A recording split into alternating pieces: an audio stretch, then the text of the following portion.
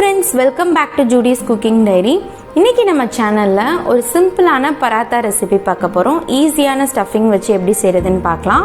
வீடியோக்குள்ள போறதுக்கு முன்னாடி கீழே இருக்கிற சப்ஸ்கிரைப் பட்டன் பிரஸ் பண்ணிக்கோங்க. வாங்க வீடியோக்குள்ள போலாம். இந்த பராத்தாவுக்கு ரொம்ப சிம்பிளான ஸ்டஃபிங் வச்சு தான் செஞ்சு காமிச்சிருக்கேன். இது நீங்க டின்னருக்கோ இல்ல ஸ்நாக்ஸ்க்கு கூட சாப்பிடலாம். ரொம்ப நல்லா இருக்கும். எப்படி செய்யறதுன்னு பார்க்கலாம் வாங்க. பாத்திரத்துல 2 முட்டையை உடைச்சு ஊத்திக்கோங்க. இதுல ரொம்ப பொடியா கட் பண்ண வெங்காயம், தக்காளி, பச்சை மிளகாய், கருவேப்பிலை சேர்த்துக்கோங்க.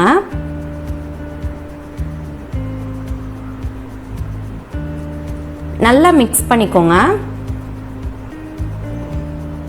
நல்லா பீட் பண்ணதுக்கு அப்புறம் இதுல நம்ம காரத்துக்கு ஏத்த அளவு மிளகாய் தூள் சேர்த்துக்கோங்க. குழந்தைங்களுக்கு கொடுக்குறீங்கன்னா கம்மியாவே சேர்த்துக்கோங்க. ஒரு பிஞ்ச் மிளகாய் தூள், கொஞ்சமா மிளகு தூள் சேர்த்துக்கிறேன். தேவையான அளவு உப்பு சேர்த்துக்கோங்க. சேர்த்துட்டு நல்லா மிக்ஸ் பண்ணிக்கோங்க. ஸ்டஃபிங் ரெடி ஆயிடுச்சு. ஸ்டார்டிங்லயே சப்பாத்தி மாவு பிசைஞ்சிட்டு நல்லா எண்ணெய் தடவி 1/2 மணி நேரம் ஊற வச்சிருங்க. அப்பதான் உங்களுக்கு பராத்தா நல்லா சாஃப்டா வரும்.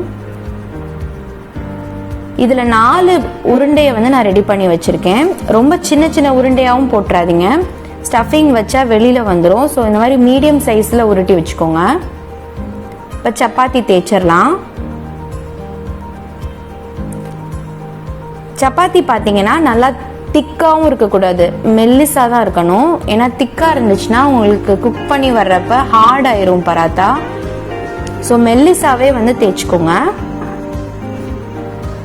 நல்லா மெல்லிசா தேய்ச்சி எடுத்துக்கோங்க. ஓரத்துல இந்த மாதிரி தண்ணியை தொட்டு தடவிக்கோங்க. நம்ம உள்ள முட்டை வச்சதுக்கு அப்புறம் ஃபோல்ட் பண்றப்ப மாவு ஒன்னோடு ஒன்று ஒட்டிக்கும்.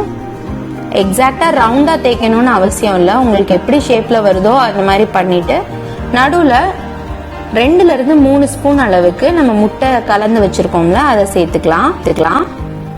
முட்டை சேர்த்ததுக்கு அப்புறம் இந்த மாதிரி அது வெளியில வர்றதுக்குள்ள இந்த மாதிரி ஃபோல்ட் பண்ணிக்கோங்க. ரொம்ப பதட்டப்படாம ஈஸியா பண்ணிடலாம். இந்த மாதிரி 4 பக்கமும் நல்லா ஃபோல்ட் பண்ணிக்கோங்க. நம்ம தண்ணி தொட்டிருக்கிறதுனால ஈஸியா அது ஒன்னோட ஒன்று ஒட்டிக்கும்.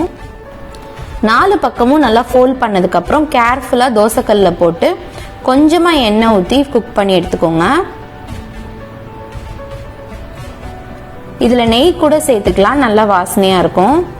4 பக்கமும் நல்லா கோல்டன் கலர்ல ஃப்ரை ஆகி வரணும், அது வரைக்கும் குக் பண்ணுங்க. பாதிலே எடுத்துட்டீங்கன்னா உங்களுக்கு உள்ள இருக்கிற ஸ்டஃபிங் வெந்திருக்காது.